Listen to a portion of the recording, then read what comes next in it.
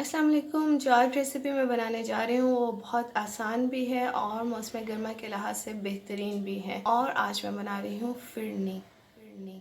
फिरनी के लिए मुझे चाहिए दूध 1 लीटर। इसके साथ मैंने चीनी ली है 75 ग्राम्स। इलायची पाउडर इसमें जाएगा ½ टीस्पून। गार्निशिंग के लिए लिए हैं बादाम। रोज वाटर इसके अंदर जाएगा 1 टीस्पून। और चावल मैंने लिए हैं 75 ग्राम्स, ऑलमोस्ट 1/4 कप है। इसको मैंने पानी में भिगो दिया है।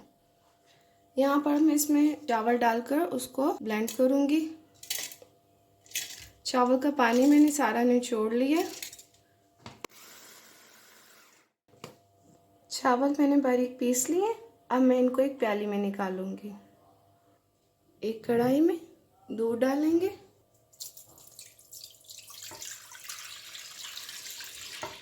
यहाँ पर अब मैं इसमें चावल डाल दूंगी जो मैंने बारीक पीस लिए।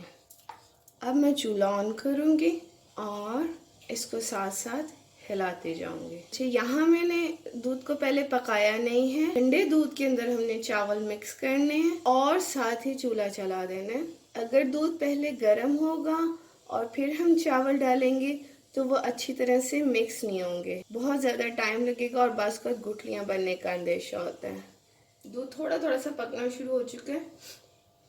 इस स्टेज पर आपने इसको मुसलसल हिलाना है। यहाँ दूध उबलना शुरू हो गया। अब यहाँ पर मैं इसकी आंच धीमी कर दूंगी। यहाँ पर आप देख सकते हैं चावल पकना शुरू हो गए। जब चावल पकना शुरू होते हैं तो उसमें से उसका निशास्ता निकलने लगता है, इसलिए दूध गाढ़ा होना शुरू हो जाता है। इस स्टेज पर हम इसमें चीनी शामिल करेंगे,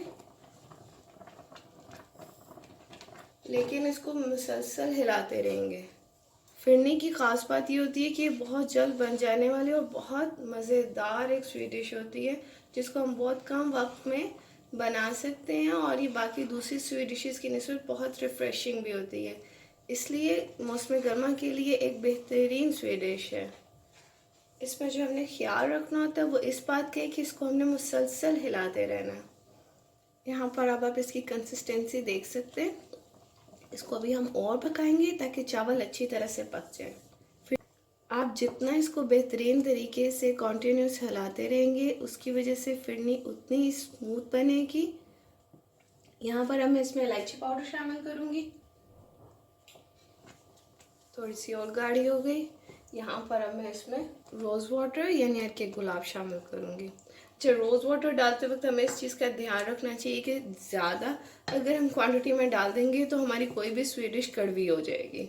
फिरनी बनाने में आसान तो है लेकिन थोड़ा टेक्निकल भी है। जो बिगिनर्स हैं उनके लिए इसको बनाने के लिए टिप्स को जानना बहुत ज़रूरी है, अदरवाइज उनकी फिरनी अच्छी नहीं बनेगी। इसमें किसी किस्म का खोया, क्रीम, कोई भी चीज़ डालने की बिल्कुल ज़रूरत नहीं है।